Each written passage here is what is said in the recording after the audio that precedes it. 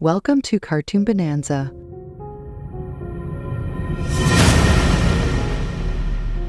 महाराज की जय हो। महाराज, मेरे साथ बहुत बड़ा अन्याय हुआ है। मेरी सहायता कीजिए, अन्यथा मैं बर्बाद हो जाऊंगा। मुझे विस्तार से बताओ, तुम्हारे साथ क्या अन्याय हुआ है? महाराज, ये सब आज से कुछ समय पहले की बात है।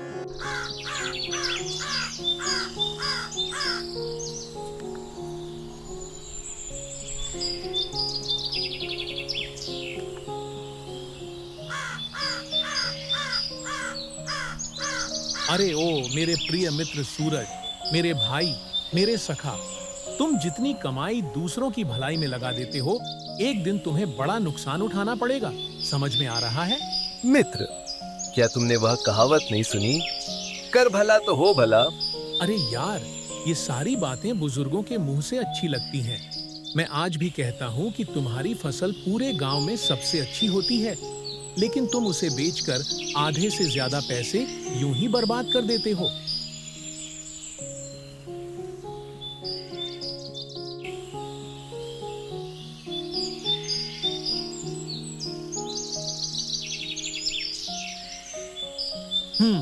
इसकी फसल सबसे अच्छी होती है और ऊपर से यह गांव में भलाई का ढोल पीटता रहता है। लोग इसे सम्मान देते हैं, जबकि मुझे कोई नहीं पूछता। अब मुझे कुछ न कुछ करना ही होगा। अगर यह मेरी नहीं सुनता तो ठीक है, अब मैं भी इसे दिखाऊंगा कि मैं कौन हूं।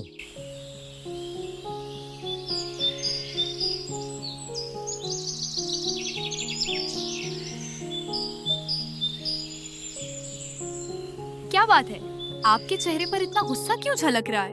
अरे क्या बताऊं विमला, यह सब मेरे मित्र सूरज की वजह से हो रहा है। मैं कुछ समझी नहीं। अरे विमला, तुम तो जानती हो कि सूरज की फसल पूरे गांव में सबसे अच्छी होती है, लेकिन वह अपनी फसल बेचकर आधे से ज्यादा धन लोगों की भलाई में बर्बाद कर देता है, बस दिखावा करने के लिए। गांव के लोग उसका जितना सम्मान करते हैं, मेरा उतना नहीं करते। अंदर से जल भुन जाता हूं मैं। काश ऐसा हो कि सूरज की उपजाऊ जमीन उससे छिन जाए, तब उसकी अक्ल ठिकाने आएगी और उसे समझ में आएगा। अच्छा, तो यह बात है। इसके लिए आपको अपनी बुद्धि का इस्तेमाल करना चाहिए। अरे, मैं कुछ समझा नहीं। अजी, आपका मित्र जमींदार है, फिर भी आपने उससे कुछ नहीं सीखा। मेरी बात ध्यान से सुनिए। आप अपने मित्र सूरज को जमींदार से कर्ज लेने के लिए उकसाइए। क्या? अरे विमला, तुम्हारा दिमाग तो ठीक है। सूरज के पास उपजाऊ जमीन है, धन है, फिर वह मेरे कहने पर जमींदार से कर्ज क्यों लेगा? तुम्हारी बुद्धि तो बैल बुद्धि ही रहेगी। अब मेरी बात ध्यान से सुनो। ओह, वास्तव में पहले तो तुम्हारी बुद्धि की दाद देनी पड़ेगी। वाह, क्या बात है, देवी हो तो ऐसी।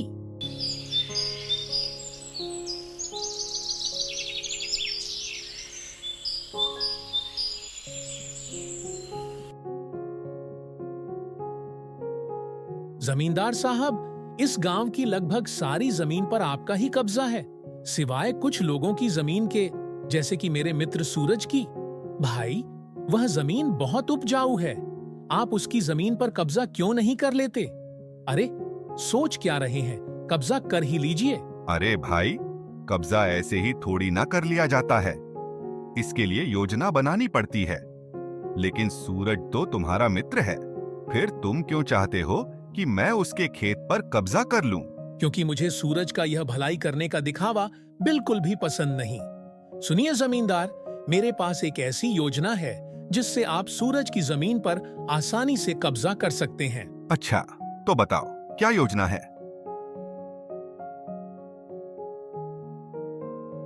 वाह वाह, बहुत बढ़िया राजू, मान गए तुम्हारी चतुराई को। तुम्हारी खोपड़ी का कोई जवाब नहीं, अति उत्तम योजना है। तो ठीक है, मैं सूरज के घर जा रहा हूँ। आप किसी बूढ़े नौकर को भेज दीजिए, और हाँ, ऐसा नौकर भेजिए जिसे सूरज नहीं जानता हो।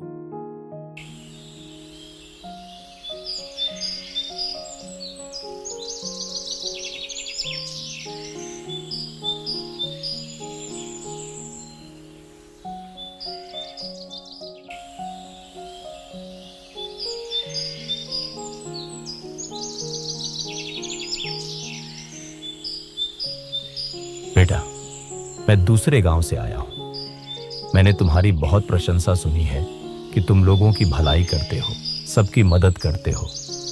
मैं बहुत बड़ी समस्या में हूं। हाँ बाबा, बताइए आपकी क्या समस्या है, खुलकर बताइए। बेटा, कल मेरी बिटिया की शादी है, लेकिन आज मेरे घर चोरी हो गई। मैंने शादी के लिए जो भी गहने और सामान जुटाए थे, सब चोरी हो गए। मैं महाराज के पास भी मदद मांगने गया, लेकिन उन्होंने मेरी कोई सहायता नहीं की। अब मेरे पास सिर्फ एक ही रास्ता बचा है, या तो कोई मेरी मदद करे या फिर मैं आत्महत्या कर लूं। मैं बहुत बेबस हूं बेटा, अब मैं और कुछ नहीं कर सकता। बताओ बेटा, मैं क्या करूं? अरे बाप रे, ये तो बहुत बुरा हुआ बाबा, लेकिन विवाह के लिए तो बहुत धन की आवश्यकता होगी और मेरी फसल भी अभी कटी नहीं है। इतना सारा धन मैं कहां से? अरे तो चिंता क्यों करते हो सूरज? जमींदार साहब मेरे बहुत अच्छे मित्र हैं। तुम तब तक उनसे कर्ज ले लो और जब तुम्हारी फसल कटेगी तो आराम से कर्ज चुका देना। हाँ, तुमने बिल्कुल ठीक कहा राजू। बाबा, आप यहीं रुको, मैं थोड़ी देर में वापस आता हूँ।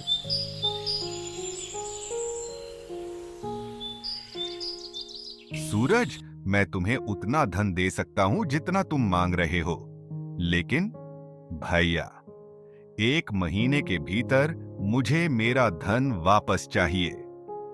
सीधी बात। हाँ हाँ, ठीक है जमींदार, आप चिंता मत करो। कुछ ही दिनों में मेरी फसल कट जाएगी, उसके बाद मैं आसानी से आपका सारा धन लौटा दूंगा।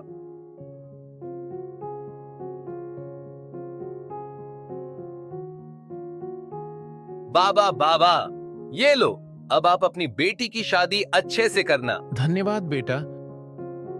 लीजिए जमींदार साहब, आपका धन घूम फिर कर आपके पास ही आ गया। इसे रख लीजिए। वाह, राजू ने तो बहुत चतुर योजना बनाई है। तो सुनिए, आप अपने किसी बूढ़े नौकर को सूरज के घर भेजिए। ऐसे आदमी को जिसे सूरज जानता न हो, न ही कभी देखा हो।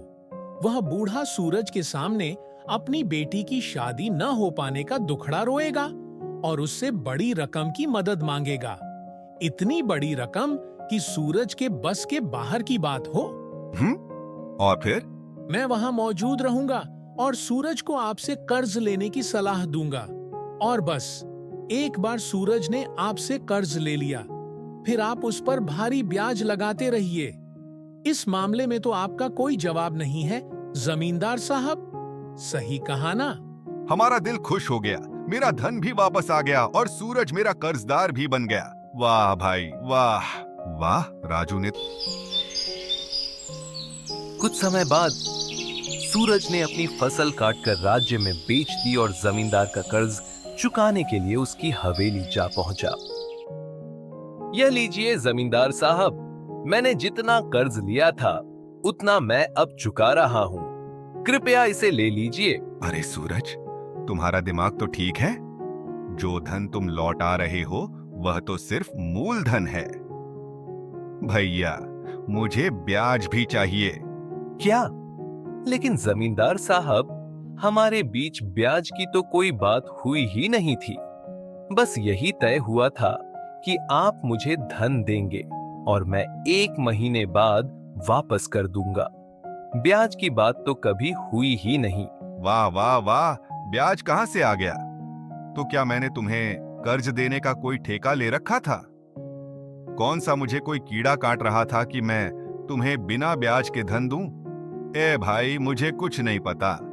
मुझे मेरा धन ब्याज के साथ चाहिए, सूद समेत, सीधी बात। ठीक है, बताइए आपका ब्याज कितना होता है, मैं उसे भी चुका दूंगा। जमींदार ने सूरज को इतनी ज्यादा ब्याज की राशि बताई कि सूरज को चक्कर आने लगा। बाप रे, इतना भारी ब्याज, ये तो सरासर अन्याय है। जमींदार, इतना भारी ब्याज तो मैं अपना खेत बेचकर भी नहीं चुका सकता। अरे तो कौन कह रहा है कि खेत बेचो? तुम्हारा खेत अब तुम्हारा नहीं, मेरा हो गया। जब तक तुम मेरी रकम सूद समेत नहीं लौटा दोगे, तब तक तुम्हारे खेत पर मेरा कब्जा रहेगा।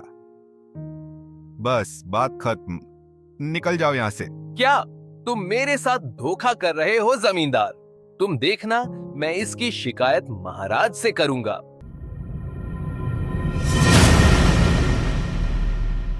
तुमने जो बताया उसे सुनकर मुझे भी क्रोध आ रहा है, परंतु मैं जमींदार और तुम्हारे मित्र राजू को भी महल में बुलाऊंगा। पहले उनसे भी समझूंगा। महाराज की जय हो। सूरज ने मुझे बताया कि तुमने अपनी मर्जी से भारी ब्याज लगाकर सूरज का खेत हड़प लिया है। हड़प लिया? अरे रे, यह तो सरासर झूठा आरोप है महाराज। ये सूरज झूठ बोल रहा है। महाराज, ब्याज की बात करने के बाद ही मैंने इसे रकम दी थी। अगर आपको मेरी बात पर विश्वास नहीं होता तो आप राजू से पूछ लीजिए। राजू तो सूरज का मित्र है ना, वह तो सच बोलेगा। क्यों भैया राजू? क्या यह सत्य है राजू? जी महाराज, जमींदार सच बोल रहा है। क्या तुम ये कह रहे हो राजू? हाँ, सही तो कह रहा हूँ। सूरज, भला मैं तुम्हारे लिए झूठ क्यों बोलने लगा? वैसे भी मैं तुम्हारे गांव में झूठी प्रशंसा सुन सुनकर तंग आ चुका हूँ। तुम कहना क्या चाहते हो? महाराज, सीधी बात यह है कि सूरज एक झूठा व्यक्ति है। यह अपनी कमाई का आधा हिस्सा लोगों की भलाई के लिए दान कर देता है। ऐसा गांव के लोग समझते हैं, लेकिन मैं जानता हूँ कि यह सिर्फ दिखावे के लिए करता है। हाँ, ताकि लोग इसे अपना राजा समझें, न कि आपको। यह बहुत चालाक है महाराज। क्या ये सरासर झूठ बोल रहा है महाराज? ऐसा कुछ नहीं है। तुम ये बताओ सूरज, क्या यह सत्य है कि तुम अपनी कमाई का आधा हिस्सा लोगों की भलाई के लिए दान कर देते हो? जी महाराज, ये सत्य है। अरे तो क्या तुम खुद को राजा हरिश्चंद्र समझते हो? इस राज्य का राजा हम हैं। लोगों की भलाई करना हमारा कर्तव्य है, लेकिन मैं तुम्हारी कोई सहायता नहीं कर सकता। अगर तुम लोग अपनी रकम लुटाने के बजाय समझदारी से काम लेते तो आज तुम्हारे पास इतना धन होता कि तुम इस जमींदार के पैसे ब्याज के साथ भी लौटा देते। महाराज, मैं जानता हूं कि सूरज के पास अब कुछ नहीं बचा। सूरज मेरे गांव का है, इसीलिए इसके बुरे कामों को देखकर भी मुझे इसके ऊपर तरस आ रहा है। आखिरकार है तो यह बेचारा अपने गांव का ही। एक काम हो सकता है, मेरी एक जमीन पड़ी हुई है, अगर आप चाहें तो। तुम कहना क्या चाहते हो? महाराज, मैं यह कहना चाहता हूं कि मैं जानता हूं कि सूरज अब कभी भी मेरी रकम ब्याज सहित नहीं लौटा सकता। यह तो आप देख ही चुके हैं। अब यह है कि मैं चाहता हूं कि आप स्वयं यह ऐलान कर दें कि आज से सूरज का खेत मेरा हुआ। इसके बदले में मैं एक जमीन का छोटा टुकड़ा सूरज को देने के लिए तैयार हूं, जिससे वह खेती करके अपना जीवन यापन कर सके। इतना तो मैं कर ही सकता हूं महाराज। क्या? अरे, क्या तुम उस छोटे से खेत के टुकड़े की बात तो नहीं कर रहे हो जो बंजर पड़ा हुआ है? हाँ हाँ, तुमने सही पहचाना।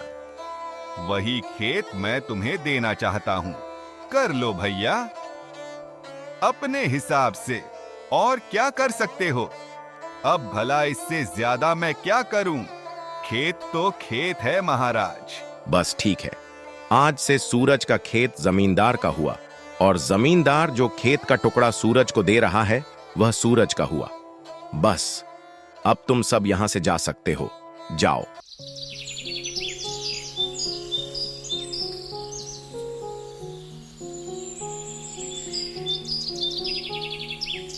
आखिर आपको लोगों की भलाई करके क्या मिला? आप तो सड़क पर आ गए। नहीं तुलसी, मुझे अब भी उसी कहावत पर विश्वास है, कर भला तो हो भला। वो सब ठीक है, लेकिन हमारा उपजाऊ खेत हमसे छीन लिया गया। उस जमींदार ने हमें अपनी बंजर जमीन का टुकड़ा दे दिया। क्या आप उस पर खेती कर पाएंगे? मुझे जमींदार से कोई शिकायत नहीं है तुलसी, वह तो अपनी नीयत का मारा है। मुझे तो दुख इस बात का है कि मेरा मित्र ही मेरा सबसे बड़ा दुश्मन बन गया है।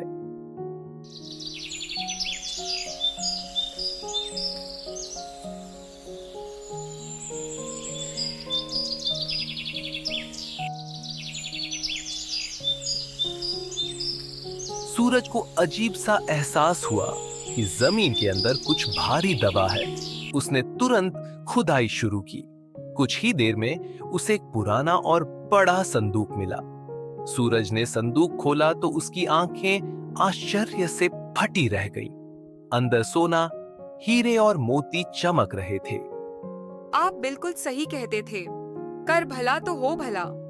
आपकी जो जमीन जमींदार ने हड़प ली थी, अब तो आप उस जैसे सैकड़ों जमीन खरीद सकते हैं।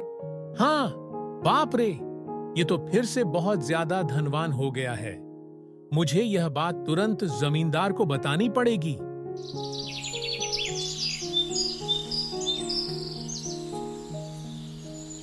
जमींदार, तुमने जो बंजर खेत सूरज को दिए थे ना, वही बंजर जमीन में एक बहुत भारी और पुराना संदूक निकला है, जिसमें सोने, चांदी, हीरे और मोती भरे हुए हैं। अरे, उस सारे सोने, चांदी पर तो तुम्हारा ही अधिकार हुआ ना? क्या बात सच है? तो फिर मैं वो बक्सा सूरज से वापस ले लूंगा। वो तो मेरा ही है भाई।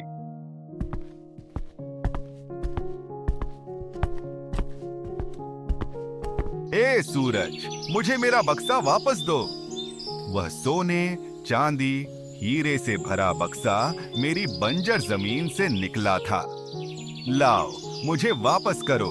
बकवास बंद करो जमींदार। तुमने वह जमीन महाराज के सामने स्वयं मेरे नाम कर दी थी। अब उस जमीन पर तुम्हारा कोई अधिकार नहीं रहा। उस जमीन से चाहे सोना निकले या मिट्टी, उस पर मेरा ही अधिकार है। सीधी बात है। महाराज, महाराज, महाराज की जय हो। अरे महाराज, आपने सूरज की जो उपजाऊ जमीन मेरे नाम की थी, उस जमीन में एक बहुत पुराना सोने का बक्सा गड़ा हुआ था। सैनिकों, सूरज को लेकर आओ।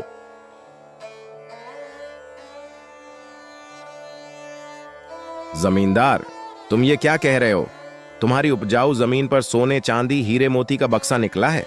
महाराज, बक्सा तो मेरी बंजर जमीन से निकला है और आपने स्वयं ऐलान किया था कि आज से वह बंजर जमीन मेरी है। महाराज, यह झूठ बोल रहा है। अरे, यह मेरा बचपन से दोस्त है। मैं बहुत अच्छे से जानता हूँ इसे। यह बहुत लालची है। अब जाकर मेरी समझ में आया कि यह लोगों की भलाई कैसे करता था, क्योंकि यह चोर भी है। पिताजी, यह तो वही इंसान है जिसने आपकी जान बचाई थी। तुम कहना क्या चाहते हो? पिताजी, कल राज्य के गुप्तचर पकड़े गए हैं।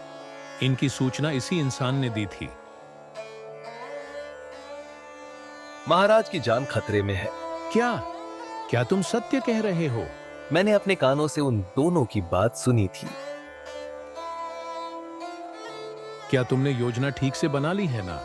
कहीं ऐसा ना हो कि हम राजा आदित्य के महल में पकड़े जाएं। अरे भाई, चिंता मत करो। राजा आदित्य का मंत्री हमारे साथ मिला हुआ है। रात में हमें महल का मुख्य दरवाजा खुला मिलेगा। आज रात हम दोनों राजा आदित्य की हत्या करके वापस आ जाएंगे। बस, हमारा काम खत्म हो गया। चलो। आस्तीन का सांप हमारा मंत्री है, जो आपको मारना चाहता था। इसके बारे में भी इसी इंसान ने मुझे बताया था। मैंने जल्दबाजी में इसका नाम पूछना भी भूल गया था। मैंने इससे कहा था कि यह सूचना स्वयं महाराज को दे दे, वह तुम्हें इनाम देंगे, लेकिन इसने मना कर दिया। पिताजी, सूरज, जब तुम्हें इतनी महत्वपूर्ण सूचना मिली थी तो तुम मेरे पास क्यों नहीं आए? तुम तो चाह सकते थे कि इसके बदले में मुझसे बहुत सारा धन ले सको। महाराज, मेरे पिता ने मुझे हमेशा एक ही बात सिखाई थी, कर भला तो हो भला। आपकी जान बचाना मेरा कर्तव्य था। सच्चा मनुष्य वही होता है जो भलाई के बदले कुछ भी नहीं लेता।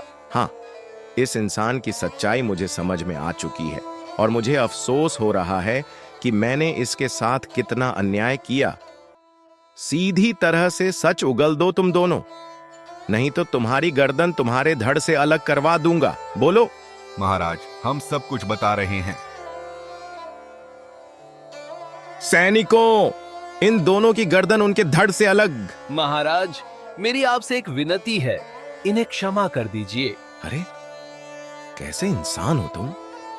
इन दोनों ने तुम्हारे साथ इतना अन्याय किया, फिर भी तुम इनकी जान बचा रहे हो। मुझे फिर से अपना वाक्य दोहराना चाहता हूँ महाराज, कर भला तो हो भला। इन दोनों ने मेरे साथ बहुत बुरा करना चाहा, मगर देखिए ना किस्मत ने मुझे क्या दे दिया। जमींदार के खेत से जो पुराना घड़ा हुआ धन मुझे मिला, उससे मैं अपने खेत जैसे सैकड़ों खेत खरीद सकता हूँ महाराज। और तो और जमींदार के खेत से ही मुझे आपके खिलाफ हो रहे षड्यंत्र का भी पता चला। हाँ, तुमने बिल्कुल सही कहा सूरज, कर भला तो हो भला। लेकिन फिर भी मैं इन दोनों को क्षमा नहीं कर सकता, क्योंकि मुझे विश्वास है कि इन्हें आजाद करना ठीक नहीं होगा। आगे जाकर यह तुम्हारे खिलाफ कोई ना कोई षड्यंत्र अवश्य करेंगे, नहीं तो फिर यह किसी दूसरे को बर्बाद करेंगे, क्योंकि इनकी नीयत ही खराब है। जमींदार ने जो खेत बेईमानी और धोखे से तुमसे हड़पा था, वो खेत अब से फिर से तुम्हारा हुआ। सैनिकों, इन दोनों को घसीटते हुए कारागार में डाल दो, ले जाओ। कर भला तो हो भला।